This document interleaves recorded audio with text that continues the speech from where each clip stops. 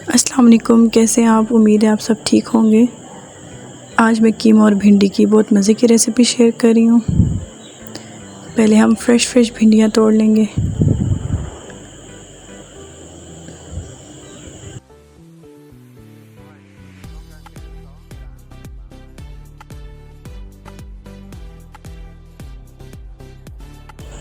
یہ تقریباً 1 کلو کے قریب بھنڈی ہے۔ اب اس کو آپ واش کر لیں اچھی طرح سے واش کرنے کے بعد اس کو ڈرائی کر لیں۔ ڈرائی کرنے کے بعد ہم اس کو کاٹ لیں گے۔ کاٹنے کے بعد ہم اس کو فرائی کر لیں گے۔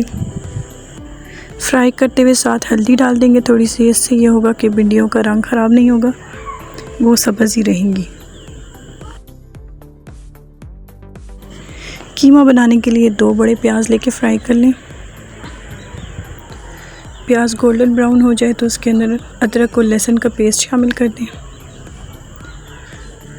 گولڈن ہونے کے بعد اس میں قیمہ شامل کر دیں۔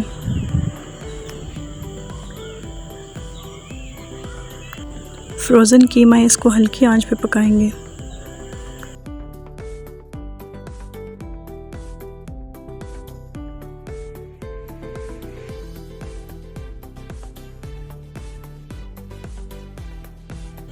اب اس میں 2 ٹی سپون ہلدی ڈالیں گے، 2 ٹی سپون سرخ مرچ،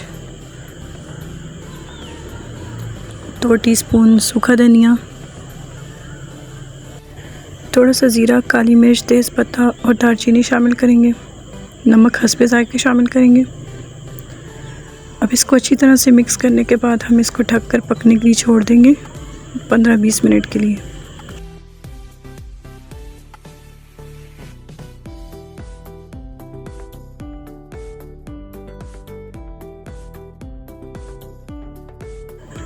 اب 20 منٹ گزر چکے ہیں۔ اب ہم دیکھیں گے یہ قیمہ گل چکا ہے تھوڑا سا۔ اس کو مزید بھون لیں گے تاکہ جو اس کے اندر پانی ہے وہ ڈرائی ہو جائے اچھی طرح سے۔ جب قیمہ بھون جائے اچھی طرح سے تو اس میں 2 بڑے ٹماٹر کاٹ کے شامل کر دیں اور 2 ہری مرچیں بھی۔ ٹماٹروں کو اچھی طرح سے مکس کر لیں اور ان کو ڈھک کر تھوڑی دیر کے لیے 15 سے 20 منٹ کے لیے پکنے کے لیے چھوڑ دیں دم پہ۔ 15 سے 20 منٹ کے بعد ہم چیک کریں گے ٹماٹر اچھی طرح سے گل چکے ہیں۔ اب اس کو مزید بھونیں گے تاکہ کوئی بھی پانی نہ رہے اس کے اندر۔